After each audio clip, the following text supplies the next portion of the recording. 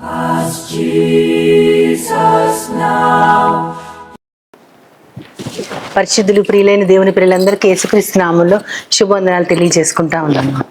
మన జీవితాల్లో మనకు సంబంధించినవి మనం చాలా వరకు దాన్ని చాలా సేఫ్గా చూసుకుంటూ ఉంటాం. మనకున్న వాహనాలు కానీ, మనకున్న ఆర్నమెంట్స్ని మంచి బ్యాంక్ లాకర్లో పెట్టుకుంటాము. మన ఇంటిని జాగ్రత్తగా చూసుకుంటాము. ఇంటి పేపర్స్ ఏమన్నా ఉంటే వాటిని చాలా జాగ్రత్తగా ఎవరికి అందకుండా జాగ్రత్త చేసుకుంటాము. ఈ రకంగా మనము భద్రంగా సేఫ్గా చూసుకునేవి చాలా ఉంటాయి. కానీ ఇలా భద్రంగా చూసుకోవాల్సినవి ఏమున్నాయని దేవుని దృష్టిలో మనం ఆలోచిస్తే, దేవుడు కొన్ని విషయాల్ని భద్రంగా చూసుకోమని మనకి దైవ గ్రంథంలో లిఖించి ఉంచారు. సామెతలు 4వ అధ్యాయము 21వ వచనంలో ఆయన ఏమంటారంటే, నా ఆజ్ఞలు నా శాసనాలు నీ కన్నుల ఎదుట ఉంచుకో, అవి ఎప్పుడు తొలగిపోనివ్వకు, నీ హృదయంలో అవి భద్రంగా ఉండాలి అంటారు. అంటే మనము ఎన్నో రకాలైన ఆలోచనల్ని, ఎంతోమంది మనుషులని, వాళ్ళకి సంబంధించిన విషయాల్ని, ఈ లోకంలో అక్కర్లేనివన్నీ కూడా ఎన్నో మనం స్టోర్ చేసుకుంటూ ఉంటాము.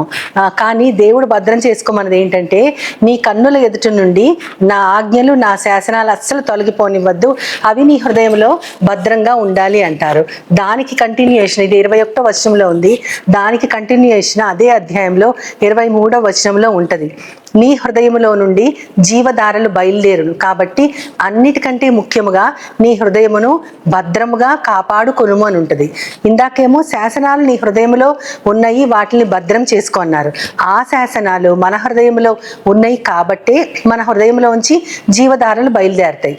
అవి జీవధారలు బయలుదేరి మనల్ని ఆ నిత్య జీవంలోకి నడిపిస్తాయి, అనేక మందికి కూడా మార్గం చూపిస్తుంది. కాబట్టి మన హృదయాన్ని భద్రంగా కాపాడుకోవాలి.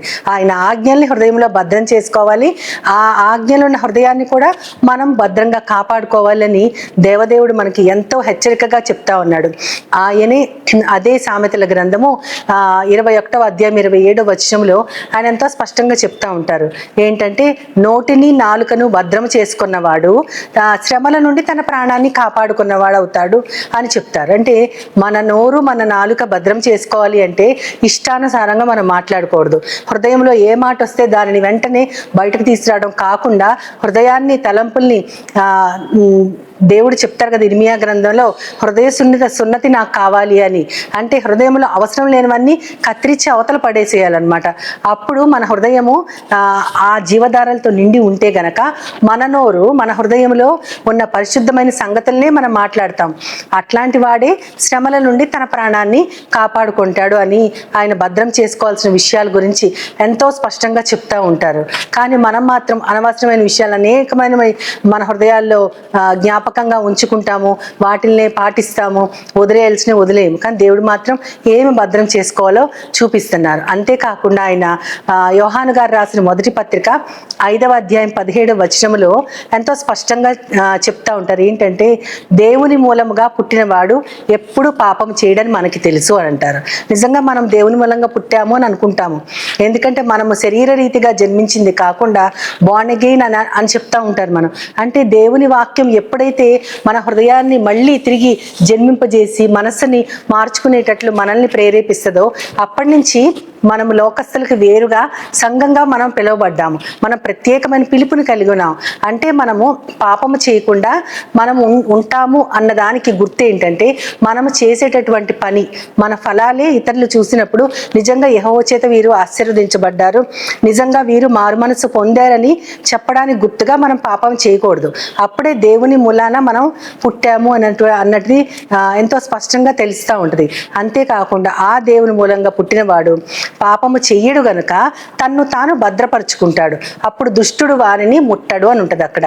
పాపము చేయని ప్రతి వాడు కూడా దేవుని మూలంగా పుట్టాడు, తనను తాను భద్రము చేసుకుంటాడు. అంటే దేవుని వాక్యములో, దేవుని బాహువుల కింద, ఆయన రెక్కల కింద, ఆయనే ఆశ్రయంగా, ఆయనే మనకి కోటగా కొండగా మనము ఉన్నామంటే దుష్టుడు అసలు మనల్ని ముట్టుకునే పరిస్థితే లేదని దేవుడు చెప్తా ఉన్నారు. దేన్ని భద్రం చేసుకోవాలో దేవుడు చెప్పారు. మనము భద్రంగా ఉంటే దుష్టుడు మనల్ని ముట్టడు అని కూడా దేవుడు చెప్తా ఉన్నారు. వీటన్నిటికీ కాంట్రాస్ట్గా ఇంకో విషయాన్ని ఆయన పేతురు గారు రాసిన 2వ పత్రికలో చెప్తా ఉన్నారు. 3వ అధ్యాయము 7వ వచనంలో ఎంతో స్పష్టంగా చెప్తా ఉన్నారు. అదేంటంటే భక్తిహీనుల కోసం కొన్ని భద్రం చేశాడంట దేవుడు. అదేంటి అంటే మనం అనుకుంటాం మామూలుగా నాశనము ఇవన్నీ అనుకుంటాం, కానీ అక్కడ చాలా వింతైన మాట ఒకటి ఉంది. ఇప్పుడున్న ఆకాశము భూమి కూడా ఒక దాని కోసం భద్రం చేయబడ్డాయంట. అదేంటంటే ఎవరైతే దేవునికి వ్యతిరేకంగా ఉండే పాపులు ఉంటారో వారిని నాశనం చేయటానికి, వారి నాశనం కోసము ఇప్పుడున్న ఆకాశము భూమి అగ్ని చేత నిల్వ చేయబడ్డాయి అంట. అగ్ని చేత నిల్వ చేయబట్టం అంటే ఏంటంటే మొట్టమొదటిసారి దేవుడు ఈ యొక్క సృష్టిని నాశనం చేసినప్పుడు నీటితో ఆయన నాశనం చేశారు. మనం చూస్తాం నోహ కథ మనందరికీ తెలిసింది. నీటి చేత ఒకసారి నాశనం కావించబడిన ఈ సృష్టి రెండోసారి నాశనం కోసం రెడీగా ఉందంట. అంటే ఇంత పెద్ద ఆకాశము భూమి ఇవన్నీ కూడా దేవుని చేత సృష్టించబడ్డాయి, కానీ దానిని పాడు చేస్తూ ఉన్నవారు తమ పాపము చేత దేవునికి విరోధంగా నడుస్తూ ఆయనకి వ్యతిరేకమైన పనులు చేస్తూ ఉన్నారు కాబట్టి రెడీగా ఉన్నాయంట ఇప్పుడు ఆకాశము భూమి. ఎందుకు అంటే అగ్ని వాళ్ళ కోసం రెడీ చేయబడి స్టోర్లో ఉందంట. స్టోర్లో ఉండి ఈ అగ్ని ఈ ఆకాశాన్ని భూమిని కాల్చివేయటానికి ఒక దానితో భద్రం చేయబడిందంట. అదేంటంటే వాక్యము ద్వారా భద్రం చేయబడింది. అంటే దేవుని వాక్యం ఒక్కటే గతించిపోనిది అని మనం చదువుకుంటాము. గతించిపోయేవి భూమి, ఆకాశము, మనం పంచభూతాలుగా చెప్పుకున్నవన్నీ కూడా లయమైపోతాయి, మిక్కిలి వేండ్రముతో అవన్నీ కూడా కాలిపోతాయి అని ఉంటుంది. ఆ కాలిపోయేదంటే అగ్ని కోసం నిల్వ చేయబడ్డాయి అన్నమాట. ఈ నిల్వ వేసే వాళ్ళు ఎవరంటే అగ్ని. వాక్యము చేత భద్రము చేయబడి అగ్ని కూడా దానికోసం రెడీగా ఉన్నదంట. అది ఎంత ఘోరమైన పరిస్థితి అంటే మనము ఆ భూమి ఆకాశం నాశనం అయిపోయేటప్పుడు మనం కూడా దాంతో పాటే నాశనానికి మనల్ని దేవుడు నిల్వ చేస్తే గనక ఇంత బ్రతికి మనము దేవుని యొక్క నిత్య రాజ్యంలోకి ప్రవేశించకుండా ఈ అగ్నిలో కాలిపోవడానికైనా అలా నాశనం అయిపోవడానికైనా తలుచుకుంటే ప్రతి క్షణము ప్రతి దినము మన జీవితంలో ఎంతో జాగ్రత్తగా గడుపుతూ ఏ రోజు అకౌంట్ ఆ రోజే బ్యాలెన్స్ చేసుకుంటూ దేవుడు భద్రం చేసుకోండి అని చెప్పిన హృదయాన్ని, నోటిని, నాలుకని భద్రం చేసుకుంటూ దుష్టుడు మనల్ని ముట్టుకోకుండా ఉంటే గనక మనము నాశన దినానికి పాత్రులము కాము. ఆ అగ్ని మన కోసం నిల్వ చేయబడలేదు. వాక్యము చేత మనము ఎప్పుడు గతించిపోని వాక్యము చేత మనం కాపాడబడుతూ మిగతా వారిలాగా మనం నాశనానికి పాత్రులము కాకుండా దేవునికి ఇష్టలుగా ఉండగలిగినట్లు మనల్ని అందరినీ దేవుని చేతులకు అప్పచెప్పుకుంటూ చిన్న ప్రార్థన చేసుకుందాం. ప్రేమమైడా ప్రియ పరలోకపు తండ్రి, నాయన మేము వేటిని భద్రం చేసుకోవాలా మీరు చెప్పారు ప్రభా. మా నోటిని, నాలుకని భద్రం చేసుకోవాలి, హృదయాన్ని భద్రం చేసుకోవాలి, ఎందుకంటే జీవధారలు బయలుదేరతాయని చెప్పారు ప్రభా. ఆ హృదయం లోపలే ప్రభా మీరు పెట్టినటువంటి ఆజ్ఞలు, శాసనాలు మేము ఎంతో జాగ్రత్తగా ఉంచుకోవాలి తండ్రి. నాయన మేము పాపం చేయకుండా ఉంటే మమ్మల్ని మేము భద్రం చేసుకున్నాం కాబట్టి దుష్టుడు అనేవాడు మమ్మల్ని ముట్టుకోడని చెప్పారు ప్రభా.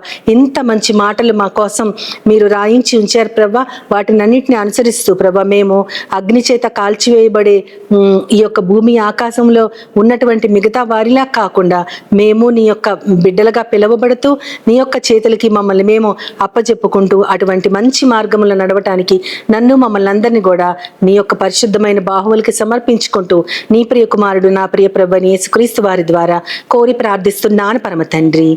ఆమేన్, ఆమేన్, ఆమేన్.